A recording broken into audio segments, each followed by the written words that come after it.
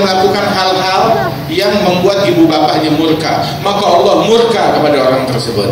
Walaupun dia orang yang taat, tukang ibadah, sholatnya banyak, tapi dia melakukan hal-hal yang membuat ibu bapaknya murka, maka Allah murka kepada orang tersebut. Cari ridhonya Allah dalam ridhonya ibu bapak. Allahumma salli wa sallim ala sayyidina Muhammadin sahibina alladhi amarna bibirril walidain wal ihsan ilaihima wa nadabana ala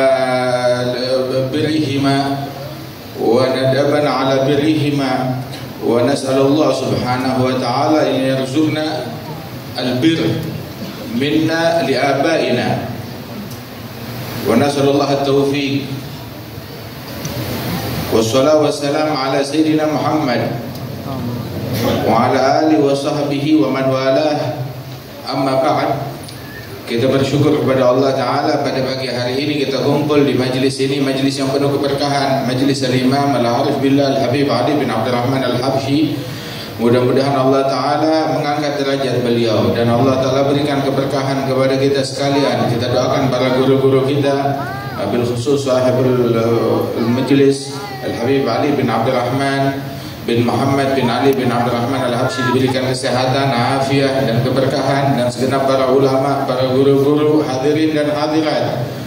Dan kita doakan almarhum al-maghfurlah yang kita peringati haulnya, Al-Habib Abdurrahman bin Muhammad bin Ali Al-Habsyi, agar diangkat derajatnya oleh Allah Subhanahu wa taala. Amin ya rabbal alamin.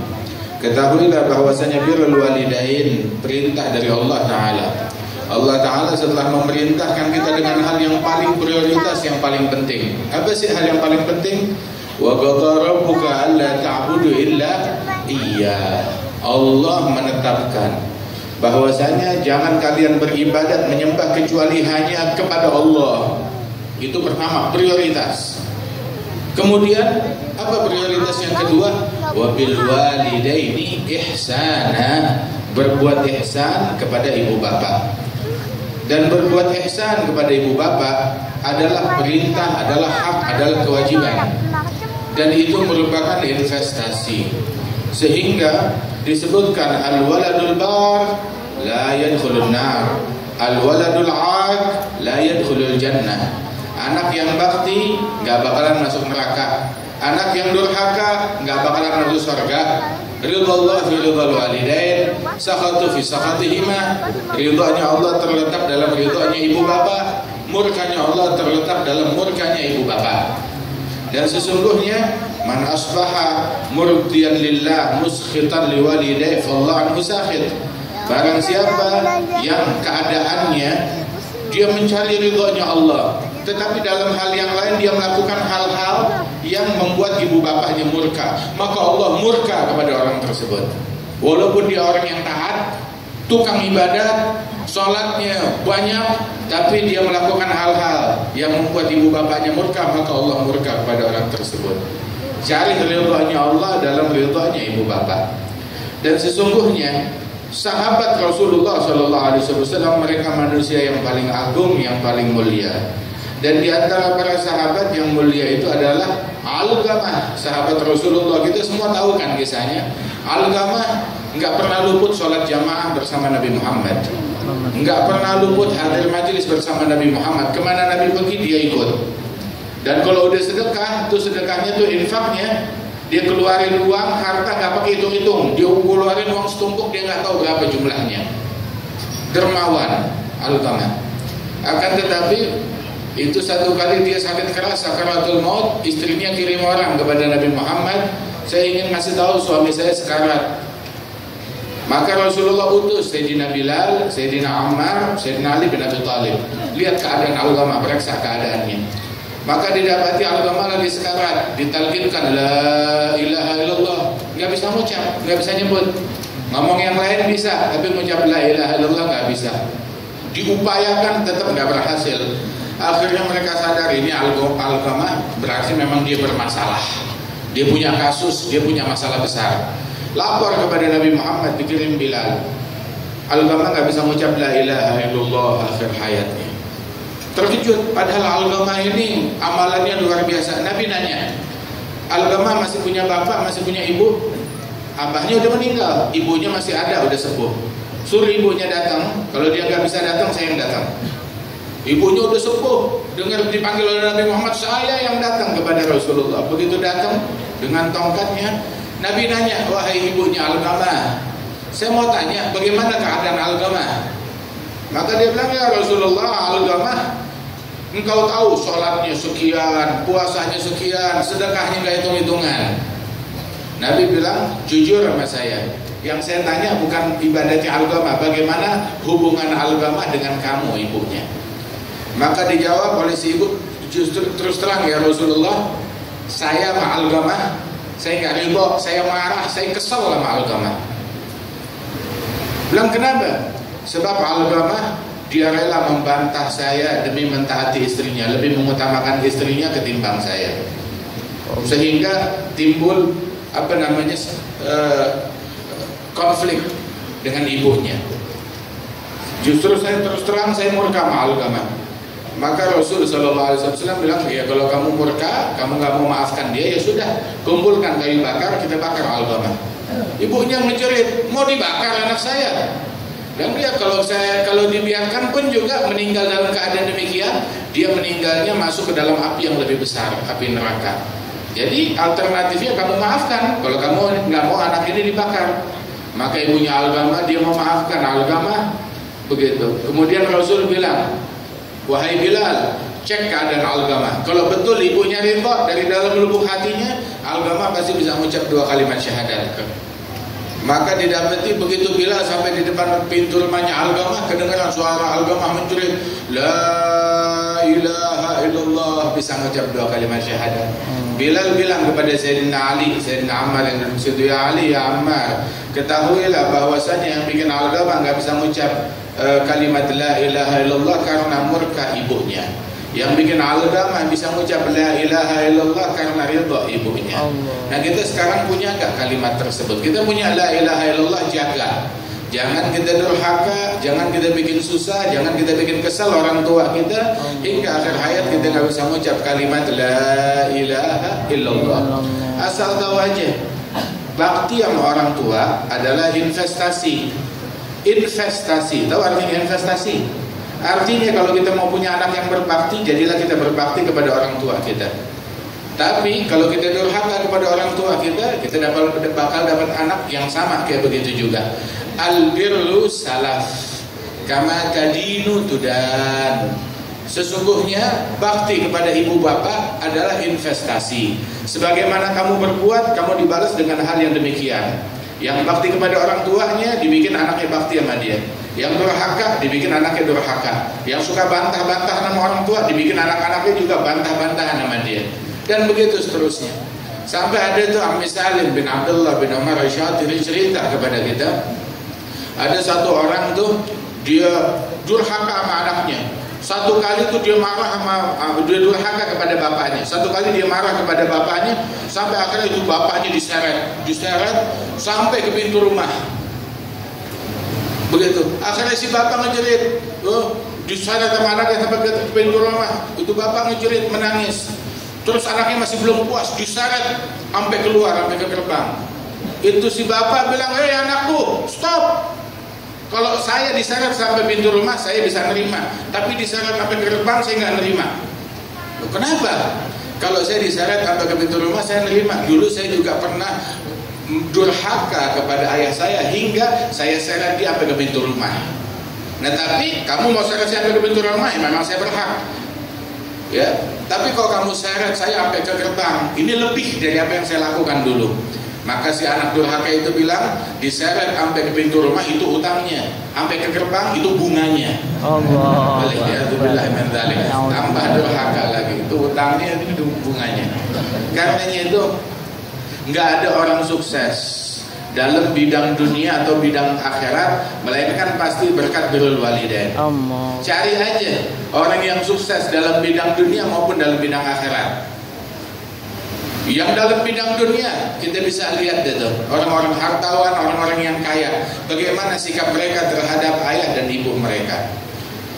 Nah, dalam bidang akhirat, orang sukses dalam bidang akhirat, Al-Imam Ali Zainal Abidin, wali besar tiap malam 1000 rakaat. Itu dia nggak berani makan anggur atau kurma bareng sama ibunya. Dibilang kenapa? Sebab saya takut saat saya nyomot kurma, memang ibu saya makan duluan, tapi saya takut waktu ibu saya lagi nyomot duluan, dia lagi makan, baru saya nyomot. Saya takut yang saya comot itu adalah yang sudah diincar, sudah dilihat sama ibu saya. Akhirnya saya kualat. Sampai segitunya. Bakti kepada orang tua adalah apa yang dilakukan Sayyidina Uwais bin Amir, Uwais Al-Qarni. Uwais Al-Qarni jadi wali besar berkat apa? Bakti kepada ibunya. Dia birrul walidain hingga menjadi wali besar.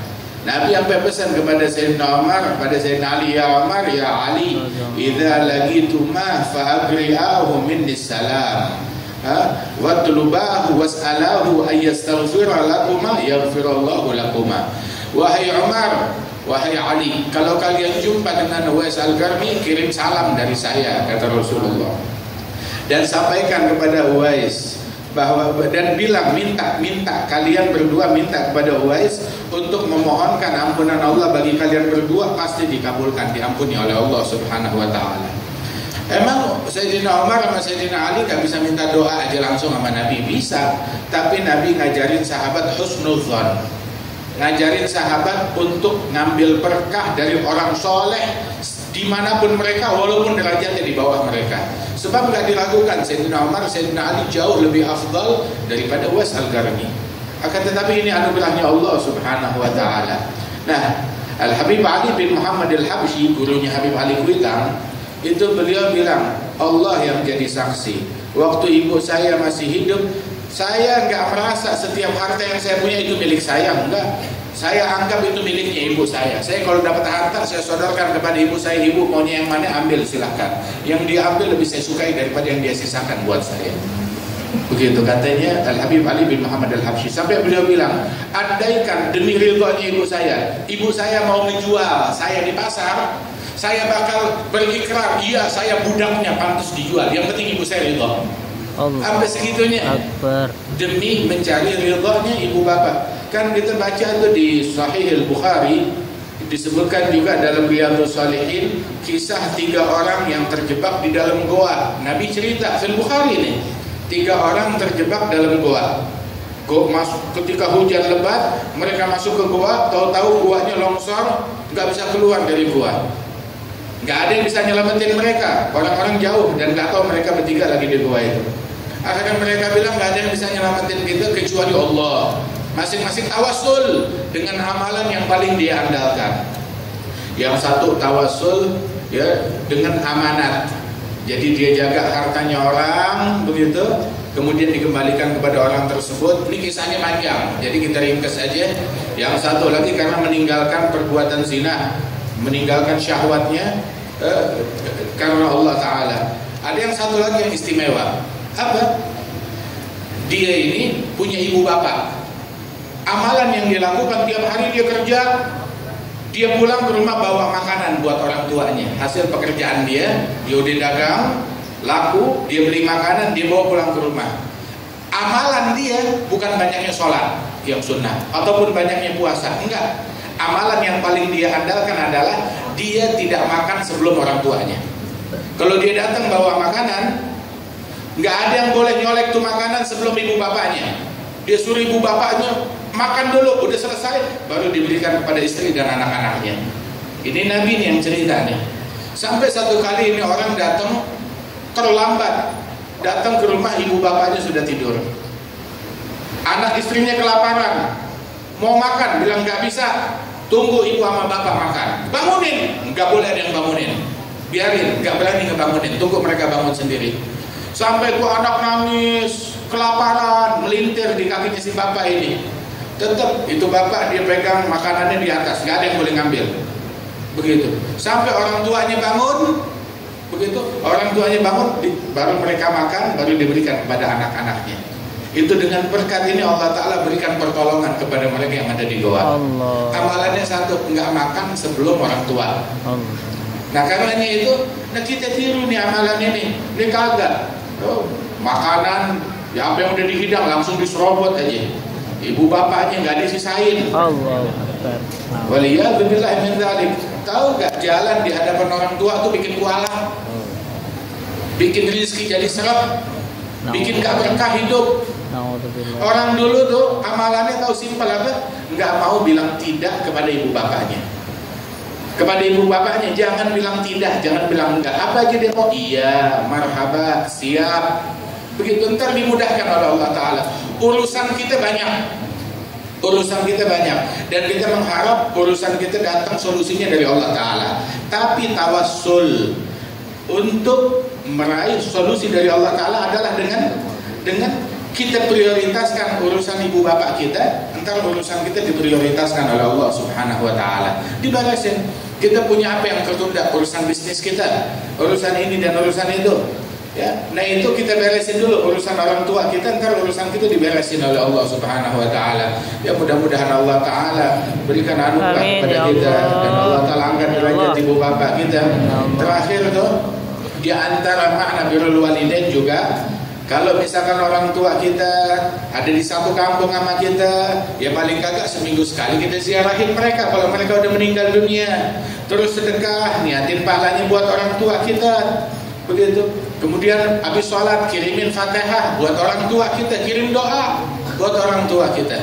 Masya Allah. Nah kemudian juga termasuk juga ada beberapa ulama yang amalan rutin mereka tuh tiap hari baca doa birrul walidain li Ibn Abil Hib. Al-Imam Ibn Abil Hib itu ada doa birrul walidain.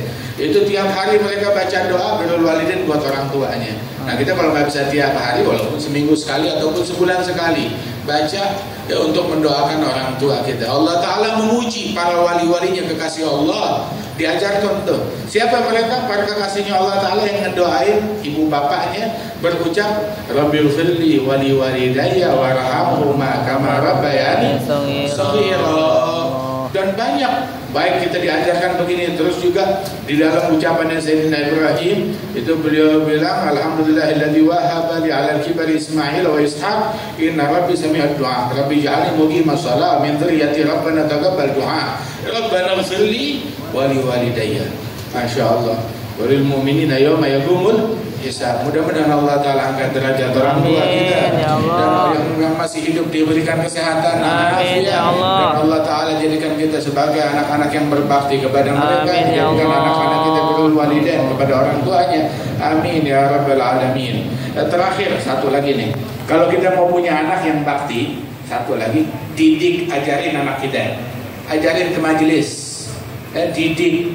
Ya kalau kita nggak sekolahin ya bagaimana? Ada satu orang ngadu kepada Sayyidina Umar, ya Amirul Mukminin, anak saya kurang ajar.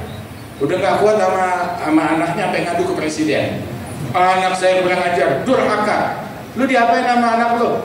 Dipecut, disambuk sama anaknya. Bilang, anak kamu ajak ke masjid? Enggak. Kamu ajak ke majelis? Enggak. Kamu ajarin ilmu? Enggak. Kamu ajarin apa? Ngangon sapi, ngangon kebo, ngangon kambing, ya, ngangon onta. Oh, mungkin kamu dikiranya salah satu dari kerbau-kerbaunya. Allah ya Karim. Nah, kamu lebih durhaka dari anakmu. Waliyadzubillah min dzalik. Didik anak-anak kita insyaallah dijadikan mereka anak yang berbakti. Jangan angkat suara kepada orang tua kita. Allahumma rabbana ighfir lana wa liwalidina wa lil mu'minin yawma yaqumul hisab. Ij'al jam'ana hadza jam'an marhuma tafarraqna min ba'di tafarruqan ma'suma wa la taj'al fina wa la minna wa la ma'ana syaqiyan wa la mahruma. Sallallahu ala sayyidina Muhammad wa ala alihi wasallam wa akhiru da'wana alhamdulillahi rabbil alamin. Assalamu